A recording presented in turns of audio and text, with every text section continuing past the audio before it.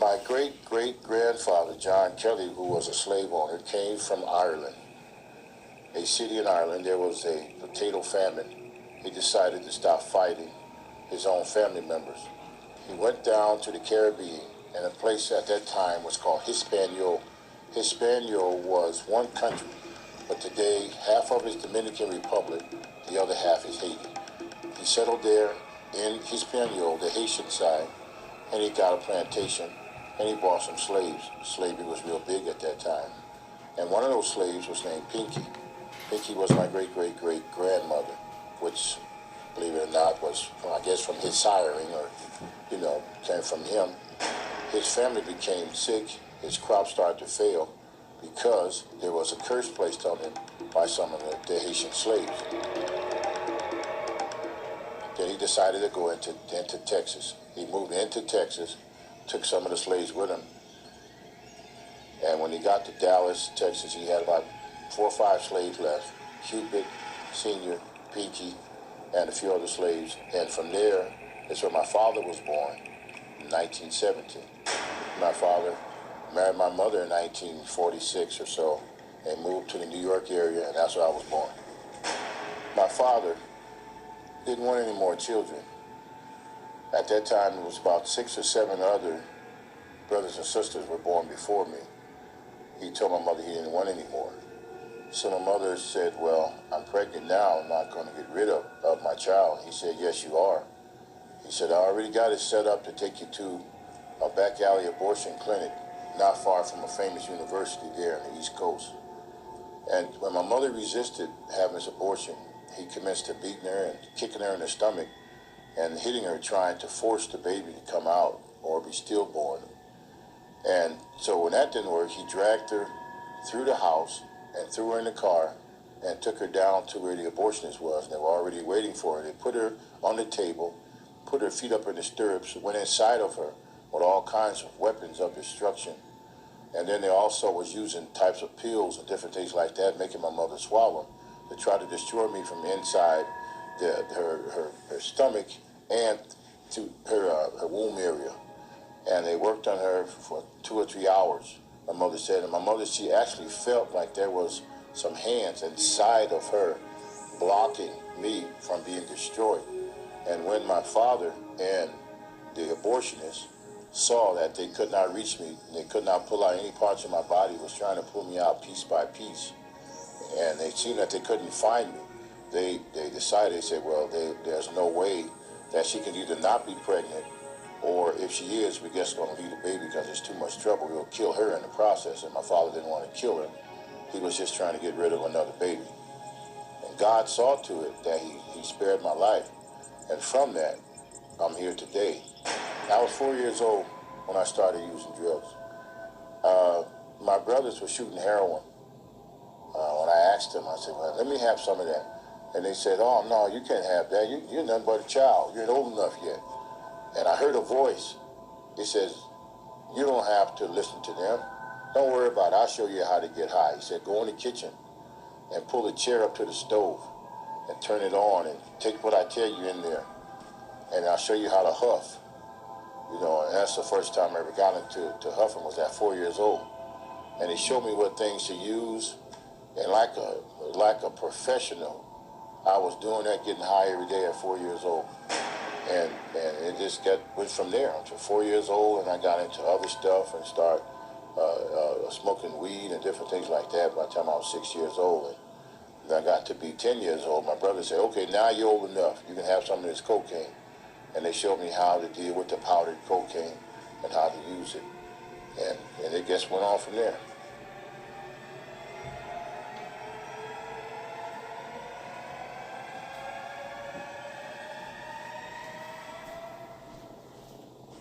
As Curtis grew older, he also realized his family was involved in voodoo, a type of witchcraft from Haiti. He also met a voodoo priestess who casted spells for love, money, and power, but for a price.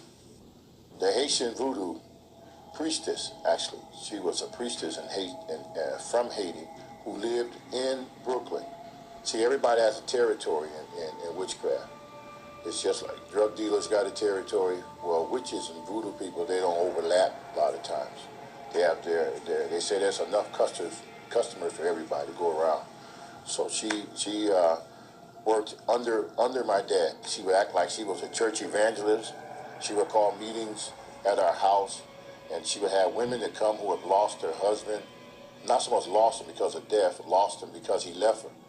And she would tell them, she'd say, you want to get your husband back? I got a potion for you, I got juju for you, I have a fetish for this and that and the other. For every problem she had a solution for you. And she was teaching me how to do the very same thing. She said, you are the seventh child. You are the seventh child of the voodoo priest, and you're chosen. And she told me, she said, you weren't supposed to be aborted or sacrificed. You were supposed to be taught. And I didn't understand any of those things what she was talking about, but I found out later what she meant.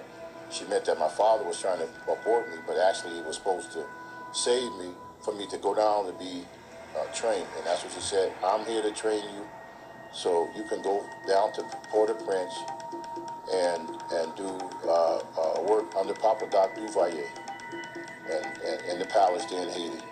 And that's what she came to do. She came to train me. She was my teacher.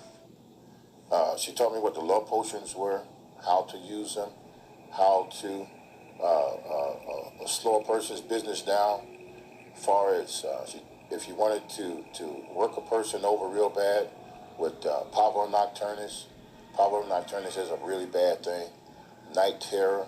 She showed me how to put a person in Nemos. Nemos is to put a person in a vicious spiral that they can never get out of. And the more they pay you to cast a spell off of them, the more they get wrapped into the spell. It's called Nemos cycle. And she said, you keep a person in Nemo cycle, you'll never be broke, because they got to keep coming back to you to get another spell and another spell, get them off of that spell, another spell off of that spell. And she was really, really a wicked person, and she was into control, manipulation, and keeping the person bound and attached to her. And that's what she was teaching me. She taught me, so many things, but those were one of the main two things that she was teaching me. And she took advantage of them not having a whole lot of money and trying to get over real fast. And many of them, they were into the occult. They were not witches, but they believed that if God took too long, the occult would get it right now. They wanted that quick fix. And she was there to receive them. She's like a catcher's mitt, there to catch you, And at $20 back then was a lot of money, $20 not like it is now. That's just a tip now.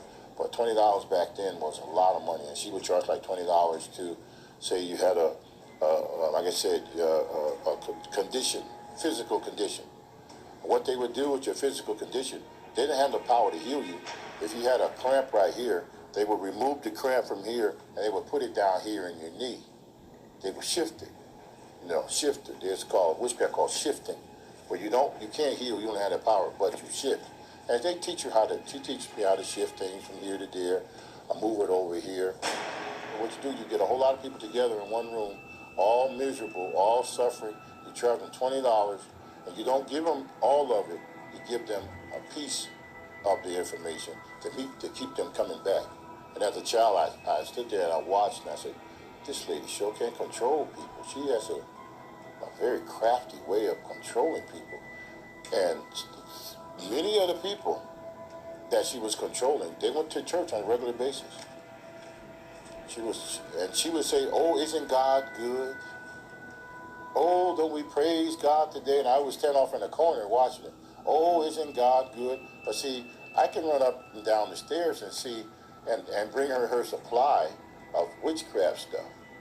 Bring me this, bring me that, and bring me my pouch of this, and bring me this, bring me my oil, bring me this. And I would bring this to her, and the people would give her the money, and she would give them this pouch, and they would go home, and I would watch husband after husband, boyfriend after boyfriend come back, because of the juju she was using.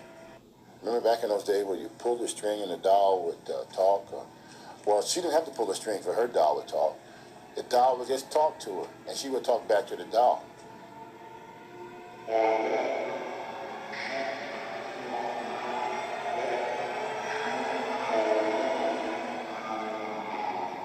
And I was standing there in amazement. I said, how can a doll have how can you communicate with an object that's not even human? But what it was, through this doll, the entity was housed, and it could talk.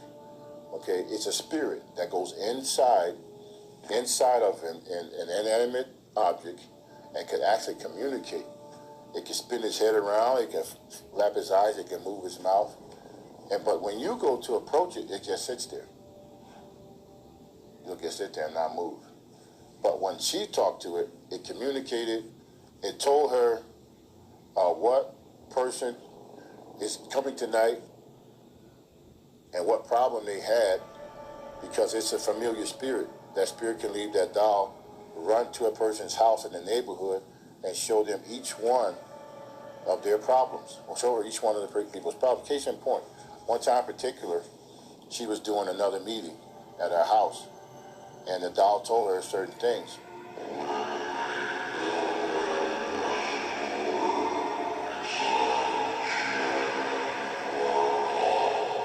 And so at the meeting, I was there with her, and she says, praise the Lord, I'm glad you're all here today. She said, you right there, lady, right there. She said, you have a dresser drawer in your house, and inside of that dresser drawer, you have this, that, and she itemized everything that was in her dresser drawer and never been to her house. Now, most people go to church and say, oh, that's the spirit of prophecy, hallelujah. She started hallelujah going on, and I was there like a child like this, saying, lady, if you only knew, this is witchcraft, this is sorcery, that's a voodoo priestess did. And you know what? It wasn't free. The offering would grow then. Every time she would prophesy, I call it prophesy to somebody out of God, the people would just throw money at it. The voodoo priestess came into my room and set up all her fetishes and paraphernalia in my room. And when she did that, then those things start coming to the floor. They started I would have things run through my room, and I would see them running through my room about this big, chasing and running. And one particular time, I was asleep, and all of her stuff was on my desk. This stuff, powders and all kinds of things, and parts of animals and hair and fingernails and all of those things. That's why you got to be very careful who you give your hair and fingernails to. Seriously, they say, I want to collect your fingernails. Why you want to collect my fingernails? Oh, I gotta do something. That's okay. Oh, I want to get a lock of your hair. Why you want a lock of my hair for? I just want to, why you want a lock of my hair? No, I just want to, so be very careful who you just keep your eyes open on some of those things, And so she had my dresser drawer all filled with all kinds of stuff. And one day I was laying down, and I heard something shaking under my bed. I said, what in the world is that shaking under here?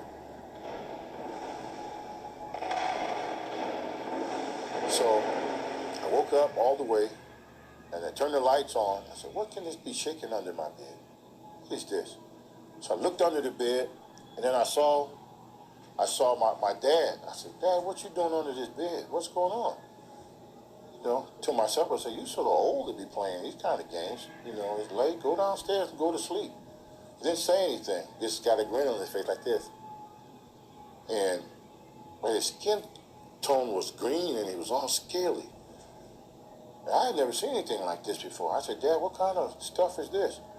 And then he came out from under the bed, and the more he came up, he had the top torso part of him, but the bottom of him was like a fish's body. Green scales like a fish, and he came up and he smiled at me, and he laughed at me, and then he did one of these numbers and dived and went right through the floor.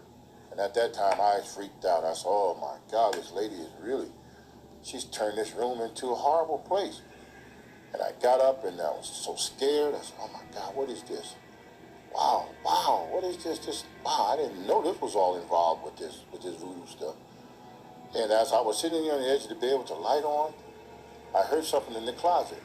And I said, oh, now, what is this in the closet? I opened the closet door, and there's about 2 or 3 little imps running, just running. And they ran right through the wall. I said, oh my God. All that night I get set up on the bed. I was too afraid to go back to sleep. I didn't know what to do. And I said, my God. I said, wow, what am I into? And then that next day or so, she came back. She didn't stay with us all the time. She would go to New York and come back, go to New York and come back, which was only like half an hour drive where we lived. And she said, this is what she told me. She said, you know, you're a chosen vessel, that you're a Haitian. I didn't know anything about Haiti at that time, only 6 or 7 years old. She said, you're a chosen vessel, and you're going down to the palace with Papa Doc. So, I didn't know Papa Doc. Well, I know there's one, it's called Big Face. This is a very serious thing because it makes you, this spirit, this ghost spirit thing, or called Big Face, it'll make you an offer. His job is to make you an offer to sell your soul outright to the devil. Sell your soul outright. So you could be around the perimeter, messing around with certain things, and witchcraft and voodoo, and Obeya, Santeria, and stuff like that. You'd be on the perimeter. But they want you in wholeheartedly, all the way in. They don't want you just playing around. They want you all the way in. And they'll send certain spirits out there to do it. And this was one of those spirits. And it said, come into the closet. And I went in the closet like he told me. He said, shut the door. Now I had to move some of the clothes around the closet, hanging up on the hangers, and shoes in the way, of course, like closets are. And it says, join us. Join us. Bring your whole self into this. And I said, I thought I was already in it. Didn't you just see what I saw the other day, climbing up and jumping, stuff running through the closet? I thought I was already in it all the way. He said, join us. He said, give us your whole self. I said, how in the world can I give you my whole self? I'm just a child. I don't know anything about giving my whole. He said, say these words, and then you can join us full-fledged all the way. And then when he said that, all the clothes disappeared. Clothes in the closet disappeared. The shirts disappeared. The shoes, everything disappeared. In this closet became like I was standing out in space with the stars. There was no floor. I was standing right there. The floor disappeared, and I'm standing there, and it was just myself and that spirit face to face.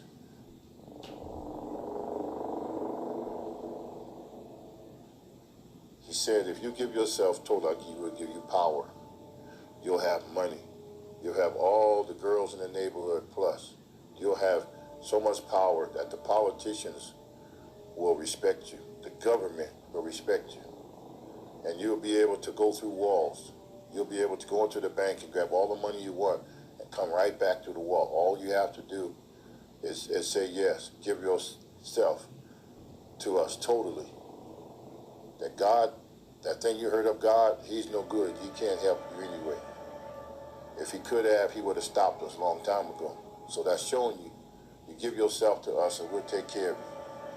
And I stood there face to face with that thing. And it seemed like I heard another voice, a teeny tiny little voice, about the size of an ant almost. It said, don't do it. Don't do it. Don't do it. Don't say yes. Don't do it. I didn't know who that voice was. I had never heard it before. They said, don't do it.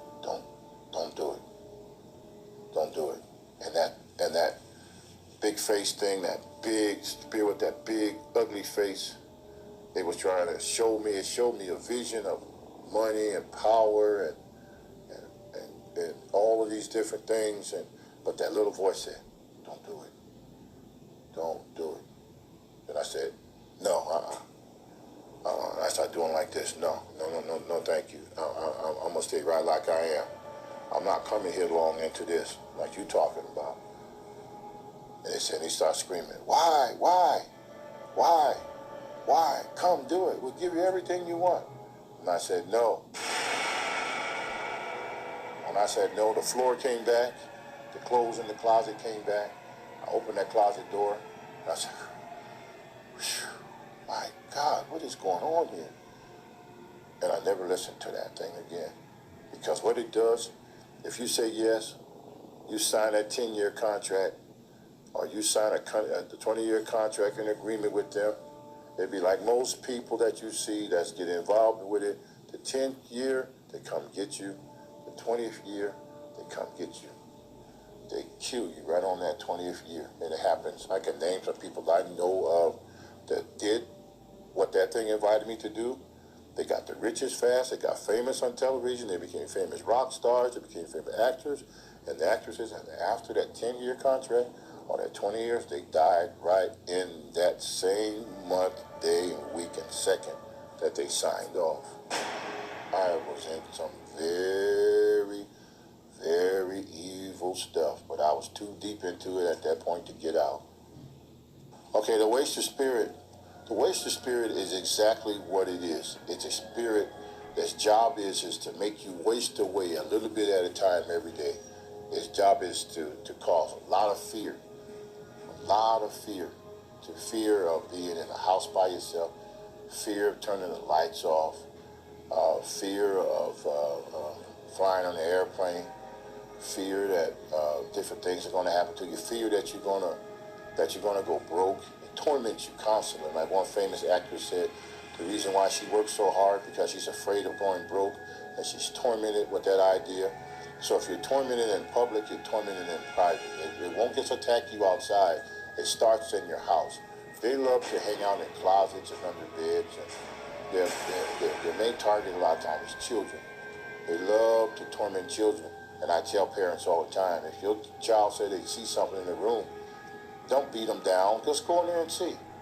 You know, let the waster spirit, this actual spirit, let them know that this child is not alone anymore. Now the child got some help. Go in there. If you're born again, spirit-filled Christian, take your bottle of blessed oil and anoint the threshold of that room.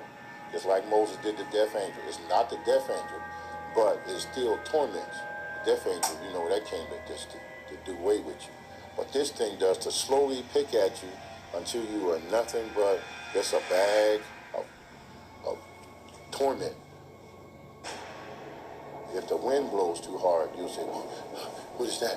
What is that? That's the job of the waster spirit. It does what it says. It comes to waste it away. It's in the bed. It's in the closet. And it's also known around the world as the boogeyman. That's his name, which comes from the Caribbean islands, the bogey. They used to call it the bogeyman. And children who were bad, they used to be threatened by the parents to say, if you don't be good, you know, they would say, Mom, if you don't be good, Mom, Mama's going to take the boogeyman after you, Mom. You know, that's in the Caribbean. And children would be afraid, but by the time they got to America, it went from boggy to boogie. You know, and it is a spirit. And children are tormented by it. And then people call the waster spirit in the where they can't sleep at night. They're tormented. It takes your sleep away from you. It'll actually take your sleep. You wake up in the middle of the night over and over again because you're under attack of the waster spirit. Say over in Europe, in some parts of Europe, they call it tantu. It means household ruler. And when a person dies, and it's where this thing is so creepy. When a person dies, especially the man or the father, what the waster spirit would do, it would take on the appearance of that person, and it would walk through the house, and then you would feel your bed go down. You would feel the room always cracking, pops, and like doors closing when nobody's in the house. That's the waster spirit, and it just looks like the face of a ugly person. Sometimes gray in appearance, sometimes brownish appearance, big ugly cold eyes that never look to the left or right but stare straight ahead.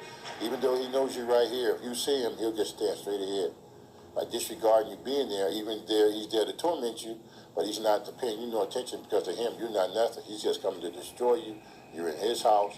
He's going to look right at you. I've seen him face to face. I've talked to this spirit time and time. It's very big hand. One finger is as big as both of my fingers put together on one hand. They're very big. I was even touched by them as a child. They told me I was supposed to do certain things for them. It's an actual spirit. It slides in sometimes like it's got broken feet. You'll see it here sliding in the middle of the night, and you can feel it in the closet. You can feel radiation from it. That's why fear is nothing without the presence of it. That like radiation that comes off of a spirit, that's the part that torments you. That's the Bible said fear has torment. That's the part that torments you. If you don't feel it on your natural body, big deal. Hasn't done anything to you. You can laugh at it. But what it does, it knows that it radiates a type of radiation that burns. It makes you feel bad. You feel a horrible feeling. And then it'll have black spots in the ceiling. It'll be like clouds over clouds. That's when you know that that wasted spirit is in your house. And there's millions of people around the world who are tormented every day by a wasted spirit. They can see his actual look, like the face level of a man, because these are fallen spirits, they're fallen angels. You know, and they have an appearance like some of them have a male actual appearance. It look like a man with the eyes, nose, and mouth. But God has not given us that spirit of fear, but power, love, and a sound mind. And they love secrecy. They love it. They love for you to never tell anybody that you're tormented. Don't say anything. Nobody's going to believe you.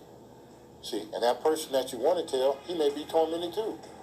See, so there may be three of you tormented in the same room, but he said, don't tell, because he doesn't want to be brought to the light. They hate the light. Any kind of light, they hate it. They hate it. They actually hate it. And that's why they don't want you to turn on any lights up as far as knowledge of people knowing that they exist, or the house light. They don't want it. My father's friends, they were very demonic. They come from a very demonic elite club. Everybody could join or be involved with that club.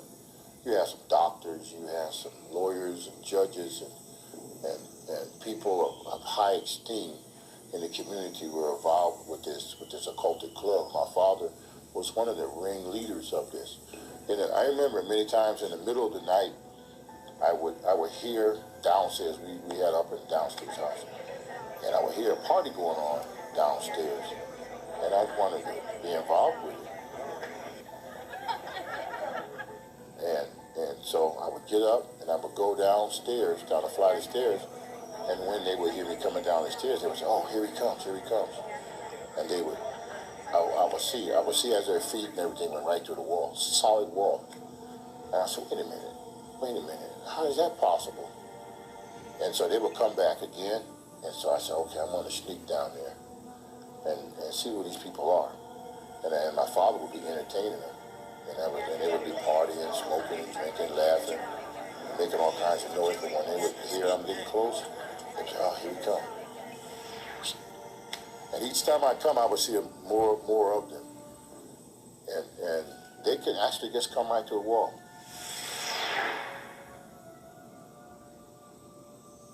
They could astral project, come right to a wall. It was no problem to them. Now, be it in their physical body or spiritual form, I'm not quite sure, but I know they can do it. And there's many people out there that can still do that. To the demonic realm. That's what those people were. They have sold themselves out 100% to where they can astral project and they can go from one place to another. That's why when you want to go overseas, make sure you know the principalities, powers, and everything in those regions before you go there, because in some parts of the world, those priests, those shamans, those voodoo priests, and the witches, and Santeria, and all the people that practice Obeya and all that stuff, those people are the higher level of witchcraft. They literally can get on their cedar broom and fly or levitate. They can do all of those things without an airplane, without a helicopter or anything. They just when they want to go somewhere, they just go. They just go in there, whether in the body or not. I'm not quite sure how they do it, but that's the group my father was running with. I never actually seen my father do it, but I know when he was there, he disappeared too. My grandmother, I love my grandmother, and one particular day I was walking through the projects, and I heard an argument going on. I said, oh, who's this arguing? You know me, I was always in for a good fight. I said, who's fighting? You know, not too much to see girls or ladies fight, you know, but they did fight in our neighborhood too. And I recognized his voice from a distance, from a half a block away. I said, it's like my grandmother. And she was giving somebody what for too. She was giving it to him. Oh boy. And so I got in closer to see what was going on, because it was always taught to stay out of grown people's business. You know, don't get into the business of adults. So we were taught that. So they said, if you see adults arguing, you stand back and you don't say anything. You know, so I did. I just stood back in the back a little bit as they were going forth. And there was a man there. He was saying something to my grandmother. I had never seen this man before. I didn't know who he was, because I thought I knew everybody. There's 5,000 families in the projects, and I knew everybody between New York and Connecticut. So I figured, no, I knew everybody. I didn't know who this guy was, arguing with my grandmother. So I didn't say anything, and I just stood back and watched. And they were going at it. I mean, they were going at it. My grandmother was little, but boy, she was holding her ground with this guy. And then she said something. She did her fingers a certain way, and she said, I'm going to curse you. And she did one of these numbers, and she threw her hand, and she said some words, and I'm never going to say those words. But she said those words, and that man fell over backwards. Bang, he fell over, hit the concrete real hard. And I looked at that, wow. I called her Mama. I said, Mama, I didn't know you had that kind of power. I want that too, you know? And so I said those words that she said. I stood there in the background, way over there, about 10, 15, 20 feet away. She didn't know I was there. And I said those same words she said, and I saw something start spinning, like a tornado started spinning. It's like this, and it started spinning faster and faster, and I looked there, and it came like this, and right inside of me. And I said, oh my God, what did I do? And then something was inside, and it was still kept spinning inside of me. And I got so scared, I ran in the house, wasn't that far from my house. I ran in the house, and I saw my brothers and sisters and everybody there, and I was trying to explain to them what was going on. They said something, I kept saying, something's in me, something in me. What's in you? I said, I don't know, something's in me. Get it out, get it out. Something's in me, get it out. I said, oh, you crazy, nothing in you. What's in you? I said, it's inside, something's inside me. That's all right, nothing inside of you. So that night, one of my uncles, he had a drinking problem real bad. He and I was real close. My dad and I weren't close to my uncle. He sort of raised me. But everything my dad would show me bad, he tried to show me good stuff. And so, but he had a drinking problem. And he was drunk. He laid on the floor. And I laid down there next to him, because he was my protector, my buddy, you know. He still is. He's still alive. So still love my uncle. And I laid there. And next thing I know, I hear that spinning thing coming. Now it's coming again, middle of the night. It's coming again. And I said, wake up. Something's happening. Wake up. And he was so drunk, he couldn't even lift his own head. He said, what's wrong, nephew? I said, something wrong, Uncle. Something wrong. Something's spinning inside of me. And the next thing I know, the closet door opened up, and out stepped this big old green thing with wings. And he stepped on my arm. I tried to get under my uncle, and I was trying to hide. But this big old green creature stepped on my arm and stopped me from moving. And I started to scream, and I was yelling, and nobody was helping me. My uncle was drunk.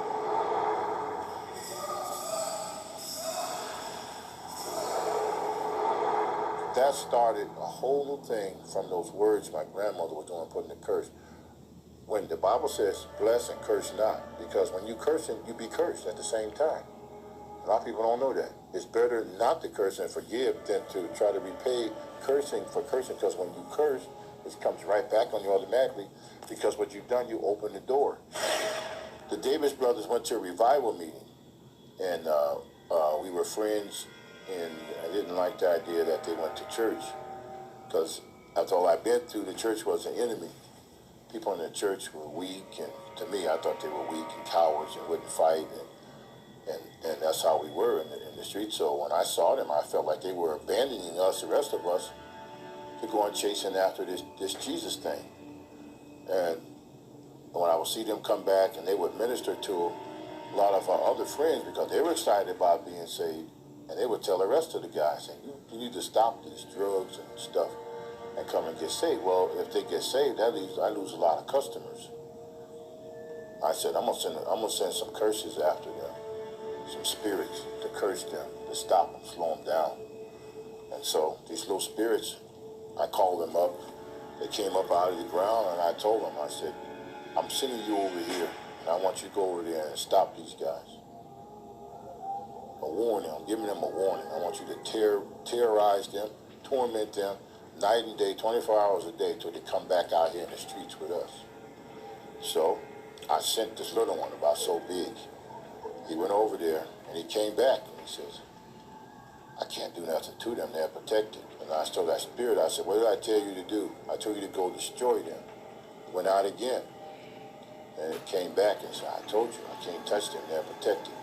So I said, get out of here. I sent him back down to the floor where he come from. So another one, I said, a bigger one this time. A little bigger than about that size. I said, now you go and do what that other one, he didn't do. I said, you go and destroy them. You go. You tear everything up. You tear their house up. You tear their mama up. You tear their cars up. Set the house on fire with them in it. Do everything I tell you to do. You better not fail. So that spirit disappeared and it went. Then I waited for a few days, and that spirit came back with a sad look on his face. And I said, did you do what I told you to do? He said, I can't touch them. Just like the other one told you, we can't touch them. They're protected. And I got mad at him. I brushed him off. And then I astral projected out of my body. Left my body at one place, then I went into another place. And when I got there, I found exactly what it was, like a snap of a finger. And when I got there, there was 2 8-foot-tall angels with a flaming sword. They looked like they had been working out in the gym. They was tough. And I stood around the back of a telephone pole and I peeked out at them. I said, man, I see why them little imps couldn't do nothing. Wow. Then I went back into myself. And, man, these guys, wow. They got some serious power, man. My God, they got some power behind them. Let me show you what form. If a person gets into, say, seances, a Ouija board, stuff like that, or pentagrams on the floor, and candles, and all those kinds of things, or blood sacrificing a cat or animal, you have opened yourself up for a possession, or a poltergeist and all of his cousins are going to come in there, and they are going to give that house a fit. It will be horrible, okay? Then there's other ways. Television can be another way. As a portal, they can come in. If a person watches pornography all the time, watches pornography, that spirit, okay, that porn spirit, like in the Greek and the French, will come in. It would literally march through that porthole, and it would set up, and it would sit, and it would wait, and it would sit, and it would wait, and it would bring sickness. It would bring all kinds of diseases. It would bring all kinds of stuff in there just because that television was a vehicle to be used to come in. And that's just one way. Then there's all kinds of anger. Anger. If a person, let's say if a man is in the house, always angry.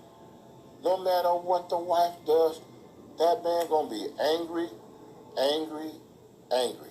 It's like she pull her hair off the roots, and he's still angry. She can do cartwheels. She can cook a feast. She can do every second he's angry. What's happening? There's 5 different types of anger, and all of those types will start to come in to his house, and then his house would be a house of rage, and that is an actual spirit. It's an actual spirit called Nektiel. Nektiel comes in, and when it's a power, it comes in, and it has power. It takes complete power over that house, and the children will start to act bad in school. There's no love there. People will come and they can feel that. You know what, man? It's getting late. I'm going home. Wow, this is a bad house to be in. I feel the creeps when I come in here. It's because of that person has allowed those things to come in. After experiencing the occult firsthand, Kelley feels he will never go back to his former practices. And you got to draw a line in the sand. So you can't follow me no more.